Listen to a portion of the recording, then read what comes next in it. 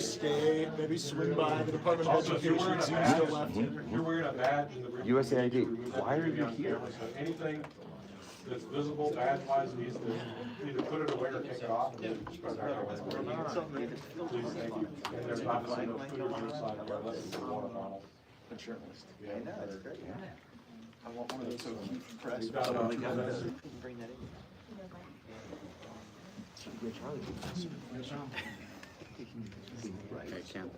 So, I got, it's up there on the guy. Yeah, go. You know, we try. What's that? We try.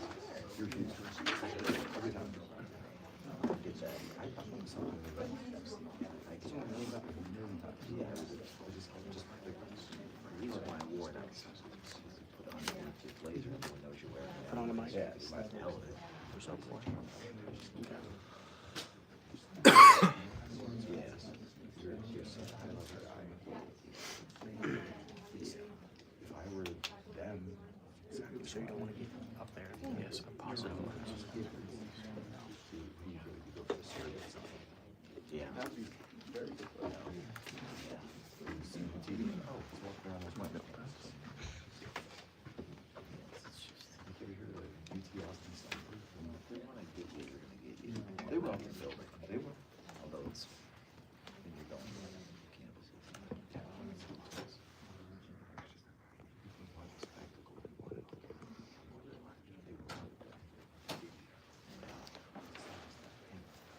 Good work.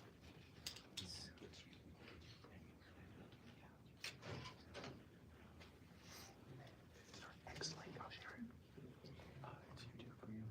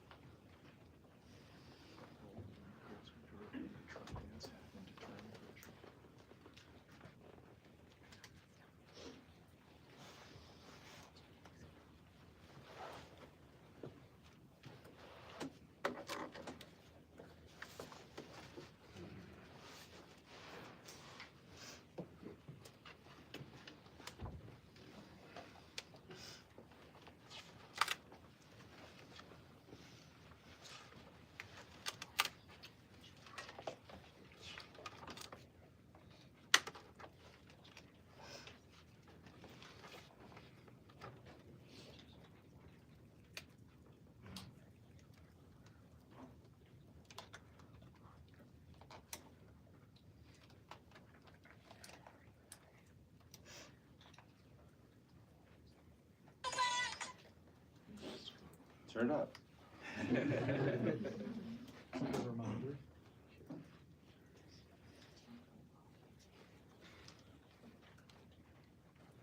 That's what Mom Donnie said, turn up the volume. I love his walk-off music. He didn't like me that much.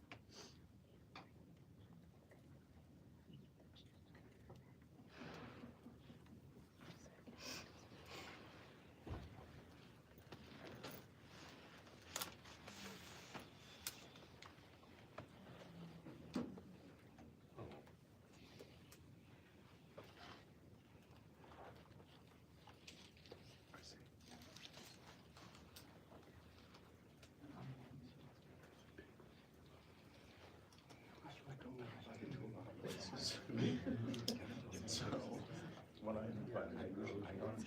said to the Wi-Fi, I took the gear last week. Yeah, we have oh, sorry, you do it. You can just have, like, use mine by myself. And then I don't know if she'll say something like that or what. You said time to the pictures of that one? I did, she didn't recognize it. You remind me of this? It's actually, this bro. Texting my buddies from the that's TCA. Yep.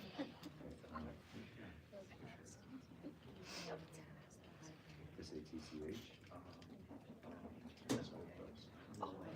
Russian name, I think it's correct. ILYAN. Yeah, LIAN. ILAN. Yeah. Oh, wow. Did you get to load?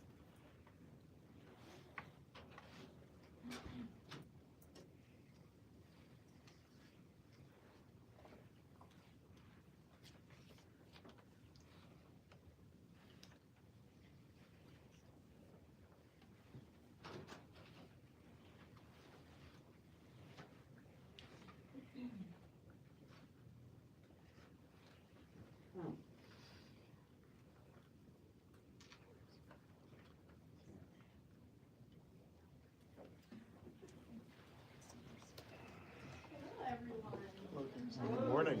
Welcome. So good morning and welcome to the Department of War. Before we begin, I want to take a moment to recognize and honor Specialist Sarah Beckstrom, the guardsman who was murdered in DC this past weekend. She is an American hero and we will never forget her service and sacrifice. While we mourn her loss, we will continue to pray for the full recovery of Staff Sergeant Andrew Wolf, the other service member critically injured in this heinous attack. This attack on our National Guardsmen in DC follows months of Democrat elected officials demonizing the National Guard, portraying them as a threat to our republic, and attempting to sow discord in their ranks. To name a few examples, Governor Gavin Newsom claimed that President Trump was fabricating emergencies in order to justify the deployment of the National Guard in some major cities. Governor J.B. Pritzker claimed that the deployment of the National Guard amounted to an attack on the American people. Outside an ICE facility in California, Rep. Maxine Waters taunted the troops standing guard and demanded to know whether they intended to shoot her. And of course, the seditious six urged members of our military to defy their chain of command in an unprecedented, treasonous, and shameful conspiracy to sow distrust and chaos in our armed forces. This rhetoric insults our warfighters who put their lives on the line every day to keep Americans safe. And it creates an environment where criminals feel emboldened to commit violent acts against them. Right now, over 2,200 National Guardsmen from all across the country are serving as a part of Joint Task Force DC, with an additional 500 on the way. Each one of them will continue working to ensure the safety of all who live, work, and visit the district. We will not lose sight of our mission. This targeting will only embolden our resolve. Our warriors are strong, and we will not back down until our capital and our cities are secure. Defending our homeland and rescuing America's greatest cities from endemic violence is the highest and best use of our military. I would also like to take a moment today to welcome all of you here to the Pentagon briefing room as official new members of the Pentagon Press Corps. We're glad to have you. Legacy media chose to self-deport from this building, and if you look at the numbers, it's pretty clear why no one followed them. National trust in these mainstream media outlets has cratered to 28%, the lowest ever recorded. The American people don't trust these propagandists because they stopped telling the truth. So we're not going to beg these old gatekeepers to come back, and we're not rebuilding a broken model just to appease them. Instead, we're welcoming new media outlets that actually reach Americans, ask real questions, and don't pursue a biased agenda. The public has moved on from the old model, and so will the Pentagon. This is the beginning of a new era. We look forward to working with you to keep the American people informed and to ensure transparency. In the interest of transparency, I want to provide an update on the department's operations against narco-terrorists in the Western Hemisphere. To date, there have been a total of 21 kinetic strikes on drug boats in our hemisphere, with 82 narco-terrorists killed. Each strike conducted against these designated terrorist organizations is taken in defense of vital U.S. national interests and to protect the homeland. Our operations in the SOUTHCOM region are lawful under both U.S. and international law, with all actions in compliance with the law of armed conflict. These actions have also been approved by the best military and civilian lawyers up and down the chain of command. A completely fake story in the Washington Post, now discredited by the New York Times, tried to mischaracterize these successful strikes in bad faith. It was an attempt to damage the Secretary and the President, and the people saw through it. The phony Washington Post story even attributed statements to the Secretary that were totally fabricated. He never said them. That is the epitome of fake news. As the White House confirmed yesterday, the decision to restrike the narco-terrorist vessel was made by Admiral Bradley, operating under clear and long-standing authorities to ensure the boat was destroyed and the threat to the United States was eliminated. Secretary Hegseth stands behind Admiral Bradley 100%. Admiral Bradley made the right call, and unlike the previous administration, we have our warfighters back at this department. This department will defend our homeland. This is not a catchphrase, it is a commitment. And as the Secretary said, when it comes to killing narco-terrorists, we have only just begun. Lastly, I would like to announce that the War Department has created a new division for strategic marketing that will be led by Abby Lower, who will hold the title of Deputy Assistant to the Secretary of War for Strategic Marketing. The division will be a new core function within public affairs and will complement our media and strategic engagement teams. The purpose of this new division is to create marketing campaigns that support the War Department's military recruitment efforts, providing a halo effect to the great work the military services are already doing to recruit our nation's warfighters. And with that, I'd be happy to take your questions. Yes, Caitlin. Kingsley, can you talk about the autonomy that's given to the commanders who are carrying out these operations, like Admiral Bradley, to make decisions?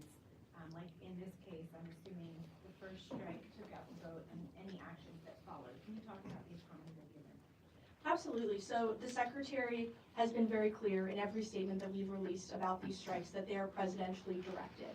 And the chain of command functions as it should. And we make sure that commanders on the ground are taken, their positions are taken into account, and they are able to tell us and make decisions if they see things that need to be flagged. But at the end of the day, the Secretary and the President are the ones directing these strikes.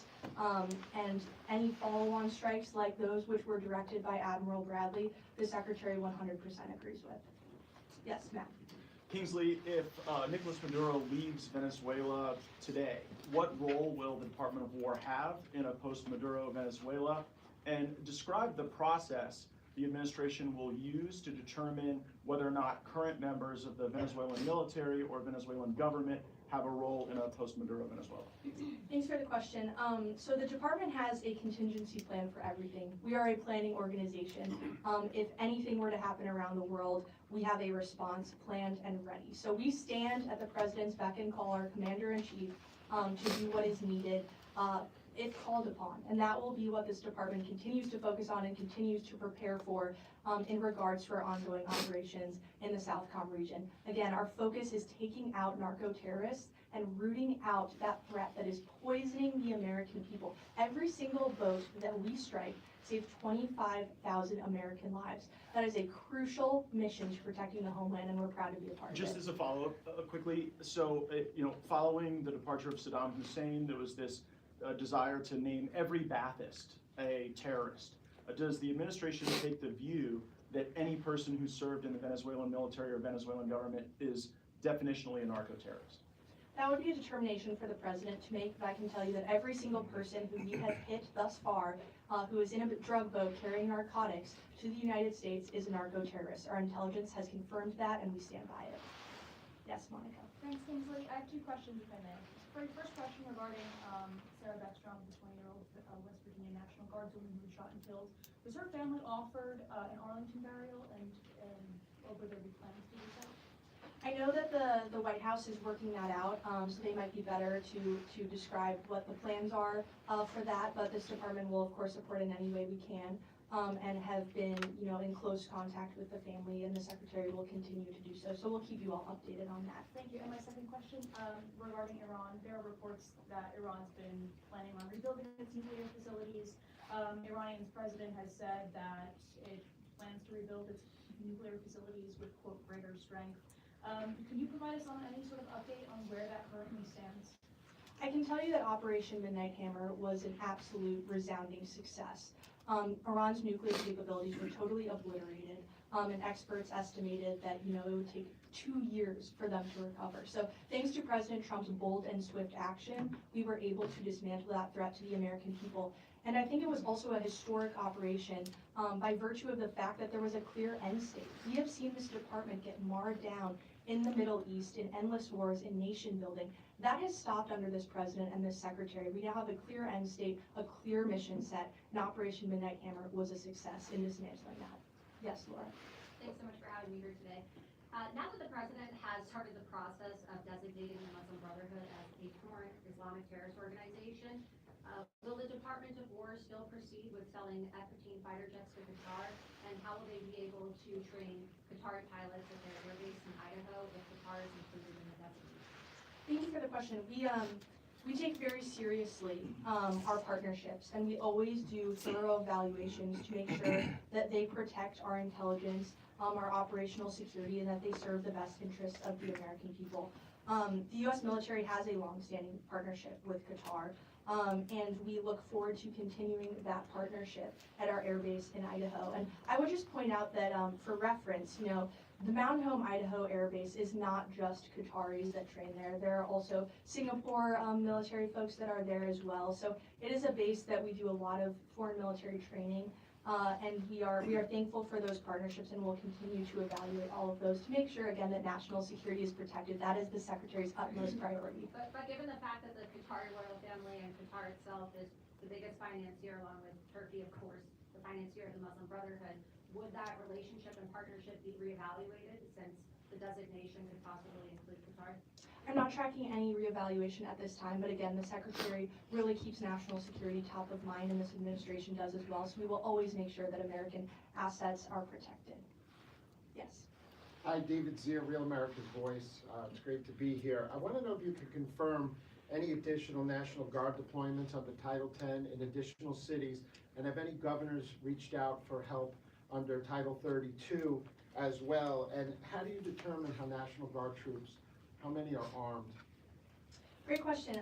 So I don't have anything to announce at this time in terms of new deployments, but I can tell you that our mission set is critical. We are keeping American cities safe all across this country, and we are going to remain committed to that. These missions aren't going to stop in Chicago, in Los Angeles, in DC. We understand the urgent threat that is facing many of these cities, and the National Guard is proud to step in alongside our law enforcement partners to help with that. And I can confirm that everybody in DC is now armed, and a lot of our DC National Guardsmen are now also doing joint patrols with members of the police department here in DC. So their safety is of course top of mind, and we will continue to make sure that they're able to do their jobs in keeping all of our great Americans safe across our cities. Yes, Bradley. We're now 90 days into these Venezuelan drug broker strikes. A growing number of members on Capitol Hill are getting their mettle up with regard to war powers. If they do move forward with some sort of war powers effort, will the administration seek to challenge the validity of the war powers resolution, or will it comply? I wouldn't want to get ahead of the president's decision-making process in regard to Venezuela, but I can tell you what I mentioned earlier is that the department is a planning organization. We are always ready. We have plans for every single contingency, and we are going to make sure that when it comes to narco-terrorism, we're dismantling that throughout the Western Hemisphere, and you've seen that in the success of our strikes. And one follow-up, if I may. 53% in a recent CBS YouGov poll said they support the strikes on these drug boats, but 70% said